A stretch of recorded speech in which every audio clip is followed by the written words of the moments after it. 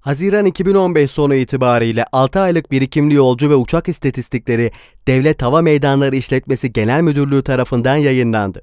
Geçen yılın aynı dönemine göre bakıldığında İstanbul Atatürk Havalimanı yolcu artış hızı geçmiş yılların aksine %8'de kaldı.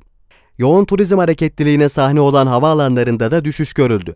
Dış hat yolcularını kapsayan turizm hareketliliğinin üst seviyeye geldiği Haziran ayını kapsayan verilere göre İzmir Adnan Menderes Havalimanı'nda yolcu sayısı %4, Antalya'da %10, Muğla Dalaman'da %6, Milas Bodrum'da %15 geriledi.